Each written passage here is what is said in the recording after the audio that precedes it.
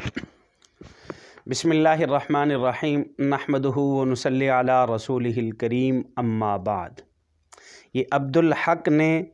قطر سے سوال کیا ہے کہ سود کی رقم مسجد کو دے سکتے ہیں یا نہیں۔ مسجد کا کام ہو رہا ہے اور مسجد کے کام میں ہم سود کی رقم یا حرام کمائی کی رقم وہ دے سکتے ہیں یا نہیں، اس کے بارے میں ذرا رہنمائی فرمائیں۔ دیکھیں، سود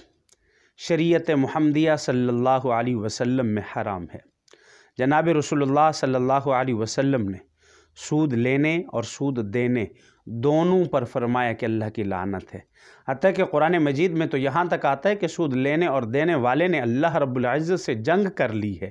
اور جو شخص سود کی جس کی آمدن ہے تو اس شخص کے ساتھ تو خالصتاً جس کی حرام کی کمائی ہے اس کے ساتھ تو قربانی بھی ملنا، اس کے ساتھ قربانی کا حصہ ڈالنا بھی شرعاً جائز نہیں ہے۔ تو اس لیے جب کسی کے پاس حرام کی رقم آ جائے، سود کی رقم آ جائے اور ناجائز آمدن اکٹھی ہو جائے تو اب اس کے لیے ایک سب سے پہلا جو مسئلہ ہے وہ یہ ہے کہ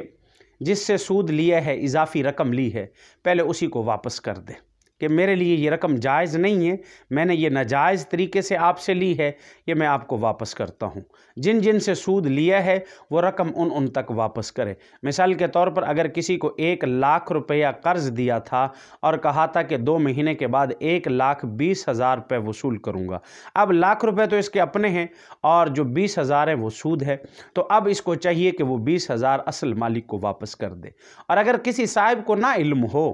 کہ یہ کس کو دیا جائے یا کس کو نہ دیا جائے، جیسا کہ آج کے زمانہ میں بینک کے اندر اکاؤنٹ بناتے ہیں، سیونگ اکاؤنٹ کے نام سے، فکس ڈپازٹ اکاؤنٹ کے نام سے بناتے ہیں اور اس میں رقم ملتی ہے، تو ایسی رقم کا جو شرعی حکم ہے اس کو اپنے ذمے سے اس وبال کو نکالنا ہے۔ آپ بغیر ثواب کی نیت کے اس کو صدقہ کر دیں، لیکن آپ ایسی رقم کو مسجد پر نہیں لگا سکتے۔ مسجد میں تو زکوٰۃ کی رقم بھی نہیں لگائی جا سکتی، سود کی رقم تو اپنی جگہ پر، تو سود کی رقم آپ